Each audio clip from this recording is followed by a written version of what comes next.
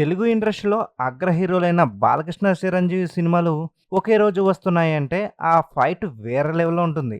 మరి అలాంటిది సంక్రాంతి బరిలో వీరిద్దరూ తలపడుతున్నారంటే ఫ్యాన్స్ ఊరుకుంటారా? రచ్చ రచ్చ చేస్తారు. మరి ఇప్పుడు అలాంటి తరుణం రానే వచ్చేసింది.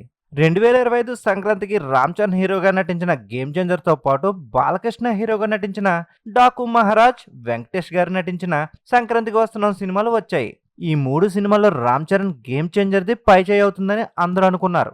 సినిమా రిలీజ్ అయిన తర్వాత 'గేమ్ చేంజర్' సతికిలపడింది. ఆ తర్వాత రిలీజ్ అయిన 'డాకు మహారాజ్' ప్రేక్షకుల అంచనాలను పెంచి భారీ స్థాయిలో కలెక్షన్లు రాబట్టింది. పండగ ముందు హడావుడి మొదలుపెట్టిన 'సంక్రాంతికి వస్తున్నాం' సినిమా 2025 సంక్రాంతి హిట్ గా నిలిచి భారీ కలెక్షన్లు రాబట్టి రికార్డులను సృష్టించింది.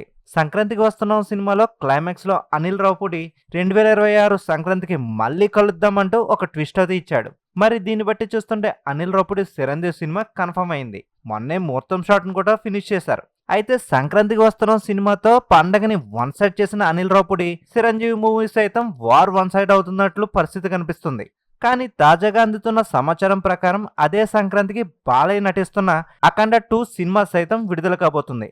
సాధారణంగా బాలకృష్ణ సినిమా అంటే ఒక మోస్తరు అంచనాలు మాత్రమే ఉంటాయి. కానీ ఈ సినిమా సూపర్ హిట్ 'అఖండ'కు సీక్వెల్ గా రాబోతుంది. బాలకృష్ణ బోయపాటి కాంబోలో ఇప్పటి వరకు వచ్చిన సినిమాలు 'సింహ', 'లెజెండ్', 'అఖండ' సినిమాలు వచ్చి భారీ విజయాలను సొంతం చేసుకున్నాయి. భారీ రికార్డులను కూడా సృష్టించాయి. ఈ నేపథ్యంలో సంక్రాంతికి 'అఖండ 2' వస్తే కనుక ఖచ్చితంగా పోటీ కఠినంగా ఉంటుందని సినీ ప్రముఖులు చెప్పుకొస్తున్నారు. అంతేకాకుండా థియేటర్ల విషయంలోనూ పోటీ తీవ్రంగా ఉంటుంది. మరి బాలకృష్ణ, చిరంజీవి సంక్రాంతికి పోటీ పడడం ఇప్పుడు కొత్తేం కాదు. ఇద్దరు హీరోలు మంచి ట్రాక్ రికార్డులు ఉన్నాయి. అందుకే సినీ ప్రముఖుల అంచనా ప్రకారం ఈ సంక్రాంతికి ఖచ్చితంగా పరిస్థితి సీరియస్ గా ఉండబోయే అవకాశాలున్నాయని చెప్పుకొస్తున్నారు.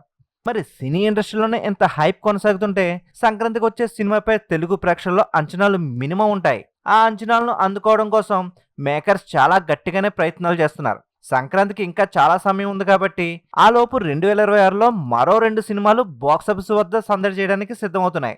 మరి 2026 సంక్రాంతి బరిలో బాలయ్య లేక చిరంజీవి వార్ని వన్ సెట్ చేసేది ఎవరో వేచి చూడాలి. మరి ఈ వీడియో నచ్చినట్లయితే మన ఛానల్ లైక్ చేయండి, షేర్ చేయండి, సబ్స్క్రైబ్ చేయండి.